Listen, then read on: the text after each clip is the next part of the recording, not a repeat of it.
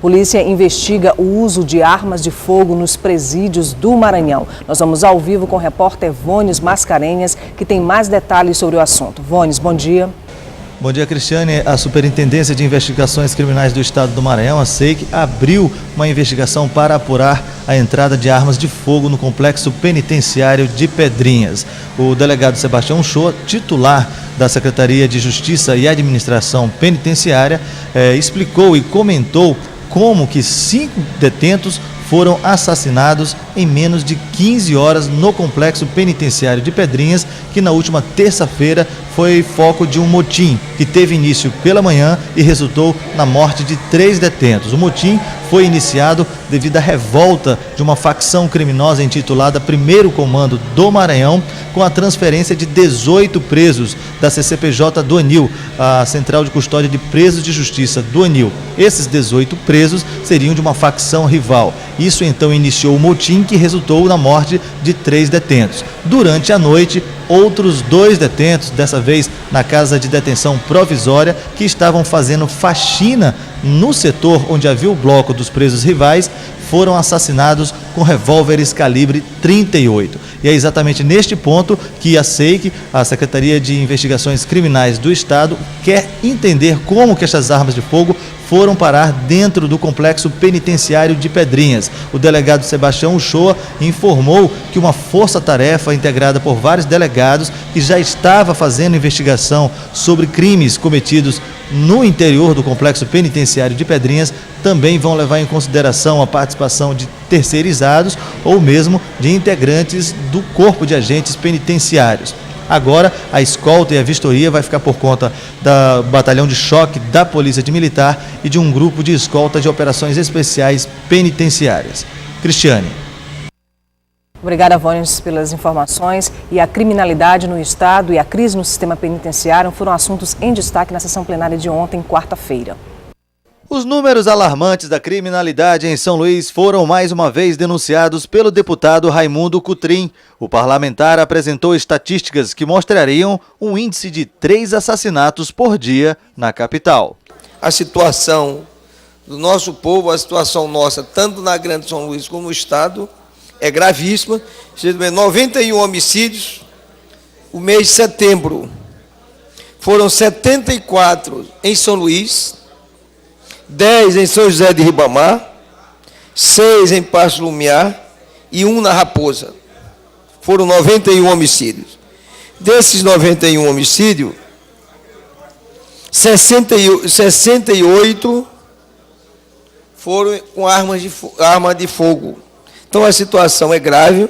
A crise no sistema penitenciário de Pedrinhas foi debatida pelo deputado Otelino Neto. O parlamentar citou as barbaridades que se tornaram rotina no sistema prisional do Maranhão. Nós percebemos, cada vez mais assustados, o que acontece no complexo penitenciário de Pedrinhas. Aquilo virou uma situação absolutamente sem controle. E toda semana o maranhense é agredido, é chocado com uma nova situação como essa em Pedrinhas. Gangues brigando lá dentro, pescoço rolando, gente sendo assassinado dentro do complexo penitenciário. Até um funcionário da penitenciária foi ferido e o governo não toma uma providência. O deputado Alexandre Almeida falou sobre os investimentos do governo estadual na área de segurança. O parlamentar afirmou que os altos índices de criminalidade seriam, na verdade, um problema social que atinge todo o país. Nós estamos assistindo à determinação e o empenho que a governadora Rosiana tem feito ao secretário de Segurança Pública, o secretário Aloysio Mendes, para que possa, diante das dificuldades estruturais que a estrutura da segurança pública tem, possa diminuir estas deficiências e possa, enfim, montar um suporte que seja necessário para combater esses problemas de criminalidade que tem assustado o país como um todo. Mas o deputado Marcelo Tavares voltou ao tema da criminalidade no Estado e cobrou ações do governo estadual. Fazer um apelo à senhora governadora Rosiana Sarney, que ela de fato governe o Estado. Começamos hoje o dia aqui na tribuna ouvindo o deputado Coutrin falando do desmonte do sistema de segurança. O sistema de segurança não funciona mais. Acabou. A criminalidade tomou conta do Estado. A deputada Valéria Macedo apresentou encaminhamento solicitando a inclusão de escolas do interior do estado na próxima licitação da Secretaria Estadual de Educação. A deputada descreveu os problemas das unidades escolares. Quero fazer mais uma vez ratificar esses nossos pedidos, esses novos encaminhamentos, para que nessas próximas licitações essas duas escolas entrem aqui nesse processo, porque a população precisa urgente dessa região, desses dois municípios, principalmente os jovens que são o futuro desse estado e desses municípios. Já o deputado Magno Bacelar falou sobre os municípios atingidos pela estiagem. 74 municípios do Maranhão sofrem com a seca e já decretaram estado de emergência. A situação de emergência das cidades atingidas pela seca no interior do Maranhão foi o tema do pronunciamento do deputado Magno Bacelar. Venho a esta tribuna para falar da grande reunião que aconteceu ontem nesta casa, senhor presidente, sobre o comando de Vossa Excelência, que teve a iniciativa de criar essa frente parlamentar em defesa do nosso Estado, em virtude dessas dificuldades, desses invernos que vem acontecendo, índices pluviométricos pequenos, e isso vem, de certa forma, criando um estado de insegurança em todo o nosso Estado, no setor rural, principalmente, e isso haverá um reflexo em todo o nosso Estado do Maranhão. O deputado César Pires abriu o debate sobre a participação de políticos em cargos administrativos. Aliados do governo participaram da discussão, com pedidos de aparte no discurso. Eu não vejo aberração nenhuma afronta à legislação, nenhum dissabor técnico por parte de qualquer ser humano que exerça um cargo público em colocar nos seus quadros pessoas políticas. O que existe é o descompasso, a heterogeneidade da própria convivência aqui e das cabeças aqui. Esse parlamento é constituído por adversidades de pensamentos e de objetivos. Mas eu creio que todo mundo aqui tem um sentimento voltado para o engrandecimento do nosso Estado. Tinha um filósofo na antiguidade que já dizia: quem não gosta de política é governado pelos políticos. Então, está aí a resposta que o próprio sistema diz. Quem não está em cargos políticos. Em resposta, o deputado Rubens Pereira Júnior declarou que existe uma crise de legitimidade no Legislativo. Cadê essa mesma força-tarefa para discutir partidos? Na hora de se discutir a implantação de escola em tempo integral. Não tem! Sinceramente, senhoras e senhores deputados, a crise de legitimidade que afeta o Legislativo é por ações como essa, onde nos preocupamos muito mais com a nossa próxima eleição. E ninguém se preocupa com o futuro do Maranhão. Quase ninguém, ou a grande maioria. Ou não há essa crise de legitimidade dos poderes legislativos? E o nosso está incluído. A eleição da nova diretoria do Tribunal de Justiça do Maranhão foi destaque no pronunciamento do deputado Edilásio Júnior. Quero mais uma vez desejar um bom trabalho, boa sorte nessa nova missão que a desembargadora Cleonice, a desembargadora Nelma e a desembargadora Nildes vão assumir a partir do mês de dezembro. Uma eleição de forma tranquila e harmônica. Isso mostra a sensibilidade feminina e que elas possam, sim, desempenhar esse grande papel que todos nós maranhenses estamos orgulhosos de ver essa mesa formada só por elas, que elas possam realmente trazer, dar esse retorno para todos nós, com muito trabalho e celeridade para a nossa justiça. Ontem foi realizada mais uma reunião da CPI da telefonia. Os usuários do sistema de telefonia podem fazer uma reclamação através de uma ferramenta no site da Assembleia Legislativa. O PROCON registrou 2.675 atendimentos na área da telefonia entre janeiro e setembro deste ano. A operadora Oi lidera o ranking de reclamações, seguida da Claro, TIM e Vivo. As operadoras de telefonia oferecem os mais diversos serviços, desde os mais básicos, como ligações e mensagens, até pacotes de dados, internet e TV por assinatura. Para o cliente que quer fazer uma reclamação, além do PROCON, agora tem um canal no site da Assembleia. Logo aqui abaixo, onde tem o ícone CPI da telefonia, é possível preencher um formulário. Aqui, você pode formalizar a reclamação. A ideia foi iniciativa do deputado Zé Carlos. Durante a reunião desta quarta-feira da Comissão Parlamentar de Inquérito, a CPI da Telefonia, o presidente da comissão ouviu a OAB e a Associação Comercial do Maranhão. A primeira reunião nos deu uma informação muito importante que nós não tínhamos esse conhecimento. Foi da pouca quantidade de reclamações no PROCON a respeito da qualidade do serviço. Obviamente, pela quantidade que nós vimos no PROCON, ela é muito significante diante da realidade que todos nós conhecemos. Isso é muito preocupante, porque nenhuma ação pode ser feita pelo Ministério Público, pelo próprio PROCON, sem que haja elementos suficientes para que possa realmente justificar as ações que devem ser feitas.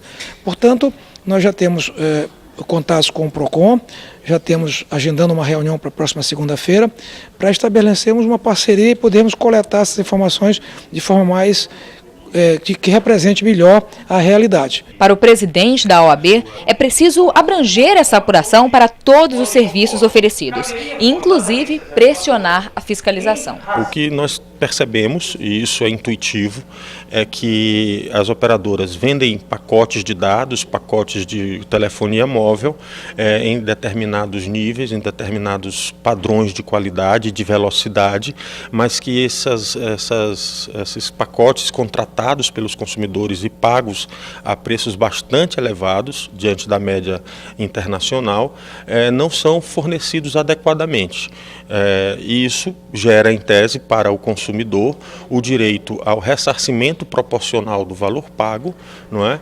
Ou a substituição do serviço, ou simplesmente a rescisão do contrato com a devolução daquilo que foi pago, mas que não foi atendido perfeitamente, adequadamente. Então, essa ideia de que ao final dos trabalhos da CPI se tenham dados concretos que possam mensurar, que possam medir os prejuízos dos consumidores, isso é importante até para que nós possamos também avaliar quais são os prejuízos que estão sendo causados a cada um desses consumidores. O representante da Associação Comercial do Maranhão falou sobre a importância da telefonia para o setor empresarial e fez um desafio: transformar o Estado em uma referência. Sem hoje uma telefonia de qualidade, nós não podemos pensar jamais em competir, por exemplo, com o mercado global. A gente ouve falar em competição global há mais de 10 anos. Mas a gente não vem se preparando para isso. E eu hoje, pessoalmente, e muitos outros colegas empresários, competimos com empresas globalmente, empresas até de fora do país.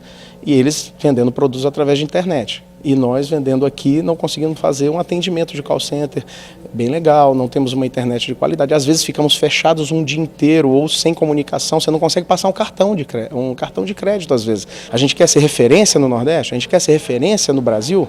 Por que não pensar nisso? Por que o Maranhão não tenta se tornar referência em alguma coisa de que se orgulhar? Por que isso não parte das nossas pessoas, dos nossos líderes? A gente pode partir dos líderes e a gente está aqui para ajudar. Os empresários querem ajudar, porque se a gente escolher um objetivo, mesmo que ele seja equilibrado, tenha que equilibrar meio ambiente, tenha que equilibrar responsabilidade social, nós vamos aceitar. O deputado Neto Evangelista aposta na mudança da legislação como uma possível solução para o problema. Hoje em São Luís existe uma legislação que a operadora nenhuma pode colocar mais uma antena em São Luís. Então, por conta da legislação, a operadora fica impossibilitada de prestar um serviço melhor, apesar de que é deficiente o serviço. Mas nós temos que, através da CPI, usá-la como um instrumento, até para levar na legislação municipal, na legislação estadual, servir como instrumento para o Congresso Nacional, fazer um novo marco regulatório para as operadoras, para que a gente possa mudar a legislação e que ela possa servir para a tecnologia que já avançou, que essa legislação foi feita na década de 90. Então, naquela época, a telefonia era uma coisa. Hoje a telefonia é outra coisa. Então, a legislação não acompanhou o avanço da tecnologia da telefonia móvel, E nós temos que, através da CPI, usá-la como instrumento para que isso aconteça. A CPI ainda deve ouvir a agência reguladora, a Anatel, o Ministério Público e as operadoras. Outra discussão prevista é o novo marco regulatório para o sistema de telefonia móvel e fixa. Obviamente, a gente pretende, ao final do relatório, ter um termo de ajustamento de conduta. Mas é mais importante ainda é nós garantirmos aos nossos consumidores a qualidade dos serviços. Isso é fundamental que tenhamos essa garantia disso. Além dessa garantia, nós queremos também saber como vai ser feito o ressarcimento desses consumidores por esse tempo todo. Esse é outro ponto importante. E mais importante também do que isso, é nós trabalharmos os subsídios para um novo marco regulatório. No próximo bloco, as mudanças nos quadros dos partidos. Como é que fica um cenário para 2014? Um instante só.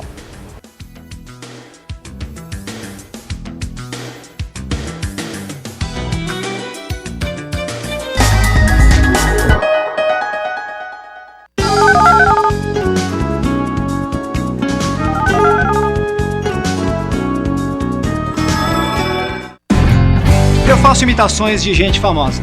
As aparências podem enganar, mas as digitais não. Ninguém pode se passar por outra pessoa. O recadastramento biométrico começou em várias cidades do país. É a Justiça Eleitoral tornando as eleições ainda mais seguras. Verifique se na sua cidade está acontecendo a biometria, pois quem não comparecer no prazo terá seu título cancelado. Saiba mais no site tse.jus.br. TSE, Justiça Eleitoral.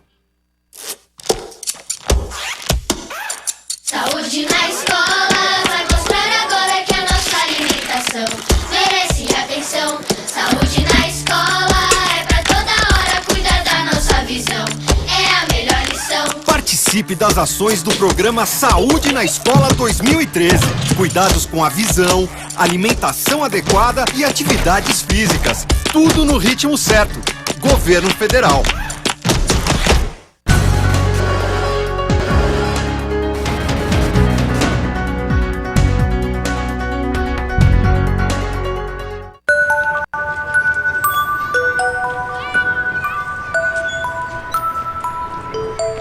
Não é apenas na certidão de nascimento que um pai faz falta.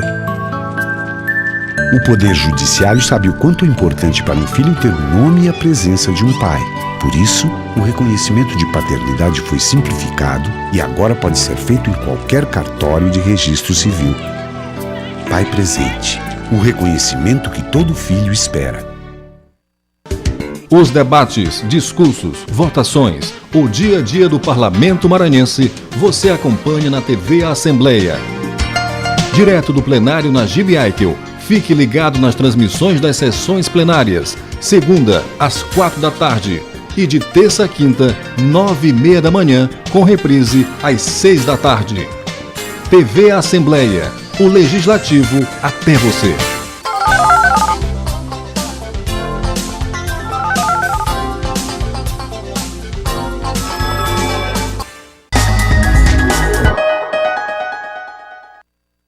Dia 5 de outubro, sábado, o prazo final para a mudança de partido, segundo a Justiça Eleitoral. Como é que deve ficar o cenário para 2014 no Maranhão? Sobre este assunto, a gente conversa com Carlos Eduardo Lula, cientista político e consultor legislativo. Bom dia. Bom dia.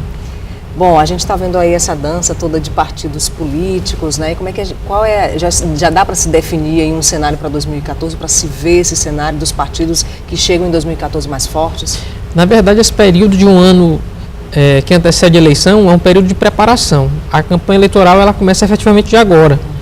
Então a gente só tem o começo, uma rearrumação de partidos políticos. Está tudo muito em cima da hora. A gente, por exemplo, vai ter hoje o julgamento pelo Tribunal Superior Eleitoral do registro da rede de sustentabilidade, né, que pode ser mais um novo partido, seria o 33º partido do país, coisas aqui também no estado, que definiria coisas no Estado, que define coisas no Brasil, ter ou não a candidatura da Marina Silva, isso pode implicar uma eleição de segundo turno para a presidência da República, com consequências para os estados também. Que, aliás, ela já está em segundo lugar pelas pesquisas. Ela permanece em segundo lugar nas pesquisas já há algum tempo, né, com um percentual alto de votos.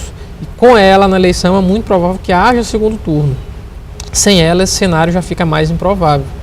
Então, até isso, a gente depende dessa definição para o dia de hoje. E caso o deferimento não ocorra, o RED, como parece já se apresentar, que o TSE não deve deferir o registro do partido, por conta da ausência de assinaturas suficientes, saber se ela ingressa em outro partido político ou se ela simplesmente desiste de se candidatar para a eleição de 2014. Agora, Lula, a gente tem visto aí toda essa disputa lá nos Estados Unidos para aprovação, né, do orçamento, autorização de orçamento lá nos Estados Unidos, e a gente vê aí a luta, né, entre republicanos e democratas, né, uma luta até bonita de se ver, né, cheia de episódios aí pitorescos também lá nos Estados Unidos, e a gente vê, né, essa dança de partidos aqui no Brasil e no estado do Maranhão, que me parece que a questão da ideologia partidária não tem contado muito nesse momento, né? A gente vê pessoas, né, com histórico em determinados partidos indo para outros partidos com ideologias, né, bem diferentes. Isso, esse é um dos problemas do modo de se fazer partido político no Brasil. Agora a gente tem que pensar também que a nossa história é muito recente. Nos Estados Unidos, há uma consolidação de dois partidos, republicanos e democratas, são os maiores, né, que há divergência realmente de natureza ideológica entre ambos e que levam à sociedade. Mas lá nos Estados Unidos nós temos mais de 100 partidos políticos. Isso é importante que se diga. Mas a grande sociedade ela se sente representada por esses dois, por democratas e republicanos. Que é onde a mídia, né, que é onde a mídia traz, eles ocupam quase 100% das cadeiras do Congresso. Aqui é diferente. Nós temos hoje 32 partidos, praticamente todos eles têm representação no Congresso, o que leva a uma série de dificuldades. Agora a gente também tem que pensar que no Brasil, o modo de se ter partido político é muito recente. A gente só passa a ter partidos políticos nacionais em 1934. É só a Constituição de 34 que passa a dizer que os partidos políticos devem assumir caráter nacional. Antes eles apenas espelhavam disputas locais. Eram os donos, eram os caciques locais, os caudilhos, que mandavam nos partidos. Mas em 37 a gente tem a ditadura Vargas. Então a gente já tem um hiato bem aí. Então de 37 até 46, que é o marco da democratização do país pela primeira vez, a gente tem esse ato grande, sem partidos políticos representativos da nação. E aí a gente tem novamente o período de 46 a 64, e é novamente interrompido. Então a gente só vai ter a partir de 85, ou da década de 80 do século passado, essa ideia de ter partido político a representar toda a nação, ou ter partido político dessa forma. E é curioso, a gente tem no Brasil essa criação desses partidos que representam a nação inteira, tentam representar ideologias para a sociedade, exatamente no período em que os partidos políticos assumem a crise no mundo. Os partidos políticos são invenção recente. Democracia já existiu sem partido. Os partidos em si, eles passam a ser debatidos a partir do século XVI, XVII e surgem efetivamente apenas no século XIX. Então é uma ideia recente, mas sem dúvida, no Brasil, esse espectro de ter 33 partidos políticos, 32 partidos políticos, 33 com a rede, a gente não sabe, há partidos que surgem e a gente não sabe dizer em que espectro de ideologia eles se encontram. Se são de direita, se são de esquerda, se são de centro, ou se não são coisa alguma. Bom, pelo que a gente tem visto aí, as especulações que têm acontecido e que a gente tem visto na mídia local, né, algumas figuras que não têm tradição política devem aparecer nesse cenário aí de 2014, né? Não tenha dúvidas. Os partidos eles já aprenderam que muitas vezes, tendo um puxador de voto, como não houve mudança do sistema eleitoral, isso pode ser importante para se fazer uma bancada grande. Então, muitas vezes, os partidos hoje têm investido muito na afiliação de artistas, de jogadores de futebol, de cantores, e lança essas pessoas sem nenhuma atividade política, mas com a visibilidade muito grande no meio social, para tentar puxar votos. Essas pessoas com certeza vão figurar no cenário político. Ontem a gente teve filiação de jogadores de futebol, de artistas, em partidos inclusive grandes. Mesmo o maior partido do país hoje, no Partido dos Trabalhadores, a gente teve, por exemplo, ontem a filiação do Marcelinho Carioca, que é um ex-jogador de futebol. Então até os grandes partidos também se utilizam desse expediente para tentar aumentar suas bancadas. Agora, Lula, isso só é possível porque, como você falou, não se teve aí uma reforma política no país ainda, né? Não há uma reforma política eleitoral e a gente acaba tendo uma fragilidade das ideologias partidárias. Mesmo os partidos que nasceram lá na década de 80, como partidos combativos, como partidos de esquerda, hoje eles têm de se repensar. A gente teria muita dificuldade, por exemplo, hoje, com as bandeiras que prega, de continuar entendendo, por exemplo, o Partido dos Trabalhadores como partido de esquerda. Ele é um partido cada vez mais que caminha para o centro, né? Do mesmo modo, a gente tem dificuldade de pegar partidos, por exemplo, o PSDB, e dizer que o PSDB é um partido de direita. Muitas bandeiras que ele defende não são bandeiras de direita, seriam, em tese, bandeiras da esquerda. Então a gente tem essa fragilidade ideológica nos partidos no Brasil, o que torna difícil para a população que acaba não se identificando com essas ideologias. Ela acaba votando não nos partidos e acaba por votar nos seus representantes locais, nos caciques locais, na pessoa que tem mais proximidade à comunidade, sem nenhuma identificação. Por isso é que a pessoa passa por 5, 6, 7 partidos e continua tendo o mesmo número de votação, às vezes até aumentando. Isso quer dizer que a população ela não se sente representada e ela até é meio que indiferente para saber em que partido a pessoa se encontra. Bom, a Marina Silva falava, né, e continua falando que a rede é mais do que um partido, né, uma nova forma de se fazer política e é uma nova cultura que ela tenta implementar aí no campo político, né? Como é que você vê isso? O discurso da Marina é um discurso que vem ao encontro do discurso da sociedade. A crise de representatividade, ela não é algo só do Brasil, ela é algo de todos os países do mundo.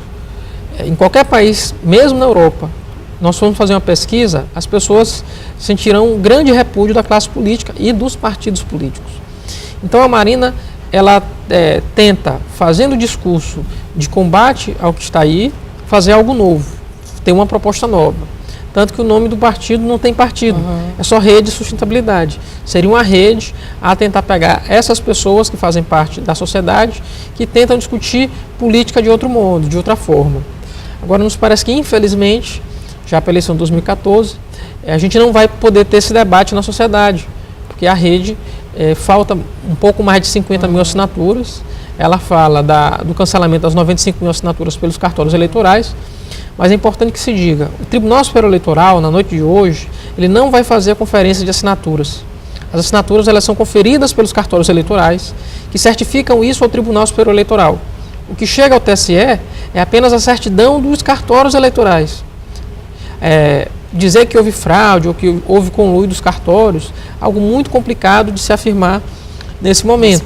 A gente teve na semana passada a criação de 2 novos partidos, né, que são menores, que não nascem com essa força que a rede nasceria, né, não terão candidatos a presidente, mas que conseguiram esse número, um mínimo de filiações.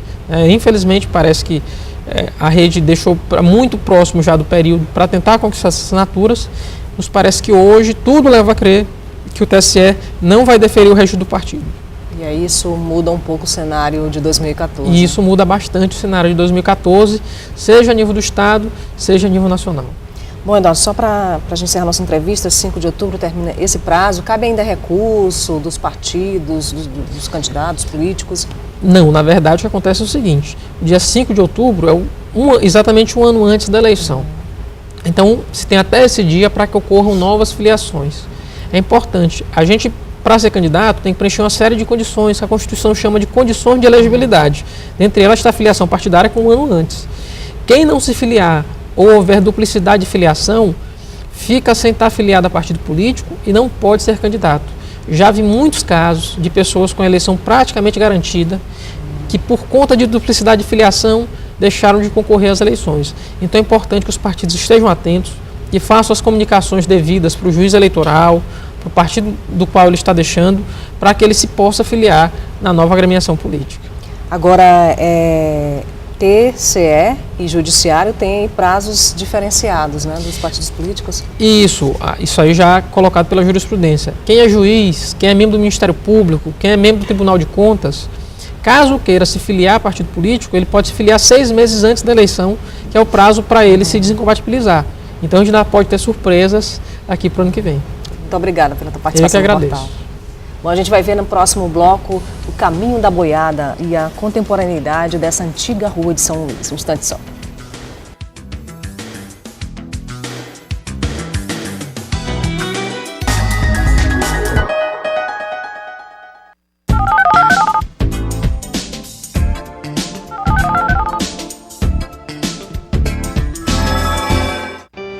Eu já registrei uns 30 filhos. Eu já perdi as contas. Só nesse mês, 7. Com o programa Pai Presente do Poder Judiciário, agora o reconhecimento de paternidade ficou mais simples e pode ser feito em qualquer cartório de registro civil. O objetivo é identificar os pais que não reconheceram seus filhos e garantir a todos o direito à sua identidade biológica. Mais um, 8. Pai Presente, o reconhecimento que todo filho espera.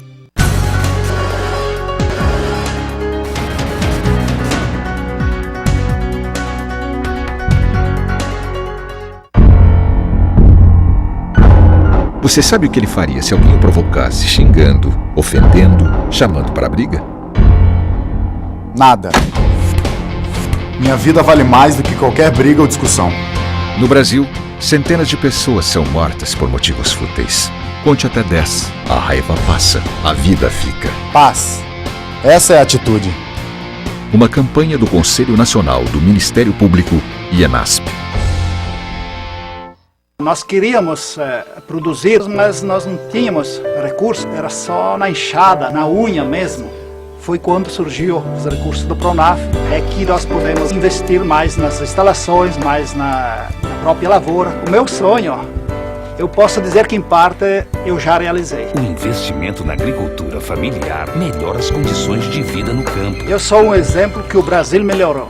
A gente faz um novo país.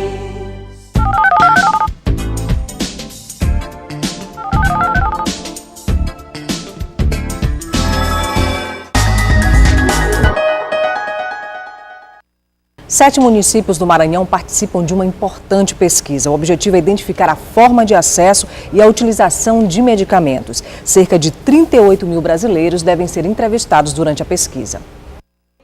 A mãe de Edinaldo tem a doença de Parkinson e precisa de remédios que deveriam ser disponibilizados na rede pública. Mas ele conta que não conseguiu mais o remédio por falta no estoque. Foi preciso uns medicamentos que a gente comprava e foi facilitava isso que o governo facilitava, acho que é o governo, que era para poder receber. Aí no início eu fui, consegui receber uma vez, aí das próximas vezes que eu ia, nunca consegui receber, ia sempre e não recebia, aí até hoje a gente deixamos de ir porque só estou dando viagem perdida, que não adianta nada chegar até lá para querer receber uma coisa que eles nunca entregam. E como é que vocês estão fazendo agora com os remédios? Estamos comprando. Ele está participando da pesquisa nacional sobre acesso, utilização e promoção do uso racional de medicamentos, PENA1. A pesquisa acontece em todo o país, com 38,4 mil entrevistados em 245 municípios, sobre temas como o uso de remédios, acesso aos produtos no Sistema Único de Saúde e o uso racional de medicamentos e a automedicação. Foi feito um sorteio aleatório, onde a equipe de 4 pesquisadores, cada um pesquisador, ele possui uma rota, um endereço e número desse domicílio, onde ele vai chegar, vai abordar o domicílio e possivelmente fazer entrevista, né? Quantas pessoas tem no domicílio e elas se enquadrando em um perfil elegível, que são classes de 0 a 4 anos, de 20 a 35 anos, sucessivamente, ele poderá realizar a entrevista. Explicamos que é um trabalho voltado à área de medicamentos, patrocinado pelo Ministério da Saúde.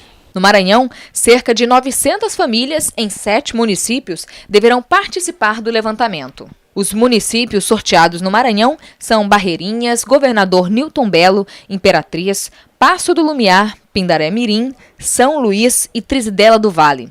A mesma equipe de 4 pesquisadores de São Luís vai aos outros municípios do estado. Nós estamos no bairro do São Francisco, um dos 2 bairros censitários que serão analisados na capital. O outro é a Cidade Operária. Nessa primeira etapa da pesquisa, eles vão assim, de porta em porta, para saber quais são os hábitos e usos dos medicamentos da população. Aqui, Dona Ana nos recebe e já vai mostrando os medicamentos e contando do problema de saúde. Para mim, é a minha saúde, é a minha vida, porque se eu não tomar esse remédio, eu dependo dele. É arriscado eu até falecer, né? Tem muitas vezes aqui que eu passo por dificuldade de pressão alta e aí eu tenho crises, né? Muitas vezes aqui, com a vez quem tem filho tem preocupação, né? Às vezes eu passo por crise, eu vou por postos, sou bem atendida, graças a Deus. E o medicamento nunca teve nenhum problema? Sempre que chegou, recebeu? Sempre quando eu cheguei, eu recebi. As informações são transmitidas em tempo real pelos tablets, que usam um software, um programa específico. A pesquisa é motivada pelo número de internações por intoxicação. Somente nos últimos 5 anos, houve quase 60 mil internações por intoxicação medicamentosa em todo o país. No Maranhão, no mesmo período, foram registradas 587 internações por intoxicação de medicamentos. A segunda parte da pesquisa será a aplicação de questionário nas unidades básicas de saúde e nos locais de entrega dos medicamentos. A previsão é que no início de 2014 os dados estejam finalizados. O objetivo dessa pesquisa é traçar um banco de dados onde, através desse, o Ministério da Saúde poderá desenvolver novas estratégias e aperfeiçoamento do serviço de saúde oferecido no país. E atenção, a Fundação Getúlio Vargas divulgou o resultado definitivo da prova escrita discursiva dos cargos técnico de gestão administrativa e assistente legislativo do concurso da Assembleia Legislativa. Intérprete de Libras e taquígrafo farão as provas práticas que serão realizadas no próximo dia 6. Os candidatos ao cargo de assistente legislativo na especialidade tradutor e intérprete de Libras farão a prova prática no Uniceuma, localizado no bairro da Coama, em São Luís. Já os candidatos do cargo de técnico de gestão administrativa na especialidade de taquígrafo farão a prova prática no Colégio São Vicente de Paulo, no bairro do João Paulo. A consulta individual dos resultados e mais informações sobre a prova prática estão disponíveis no endereço www.fgvprojetos.fgv.br/concursos/Alema13. O endereço todo mundo sabe dizer aonde é. O portal convida você para conhecer uma das mais tradicionais ruas da capital maranhense. No centro de São Luís, o antigo Caminho das Boiadas tem uma vida contemporânea bem dinâmica. São Luís, do jeito que é.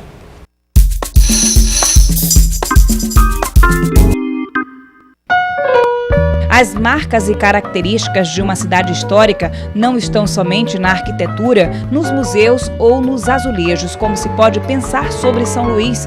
Ruas e vias da cidade guardam histórias tão curiosas quanto seus nomes. Na Madre Deus, o Caminho da Boiada é uma delas. Passava aqui pelo Caminho da Boiada o gado a ser abatido no matadouro que existia na Quinta do Gavião, onde atualmente existe o Cemitério do Gavião. Em 1928, o Caminho da Boiada recebeu o nome de Rua Manuel Jansen Ferreira, em homenagem ao professor da Faculdade de Direito do Maranhão, que também integrava a Associação Comercial Maranhense.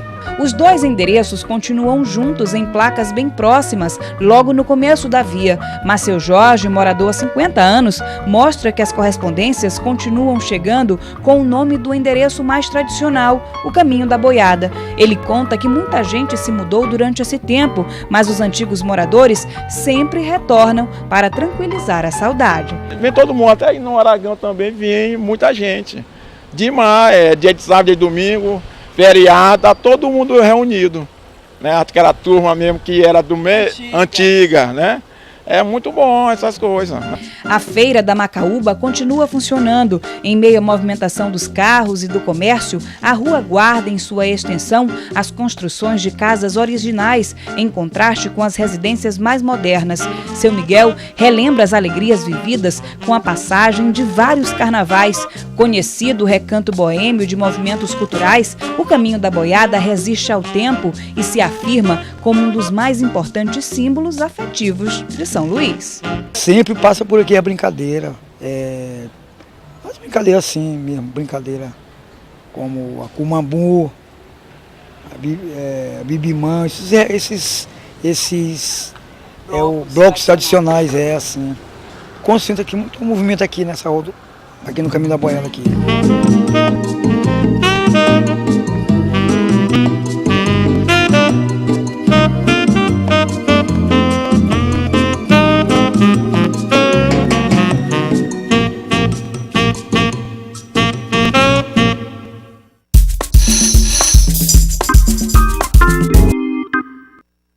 Não tem quem não tenha passado ainda pelo Caminho da Boiada, aí uma rua bastante histórica da Madre Deus e do centro de São Luís. O Portal da Assembleia vai ficando por aqui. Daqui a pouquinho tem transmissão ao vivo da sessão plenária a partir das 9h30 da manhã pela TV Assembleia, canal 51.2, pela TVN, canal 17 e também na página da Assembleia na internet, onde você pode acompanhar o trabalho do seu parlamentar. Um ótimo dia para você e até amanhã.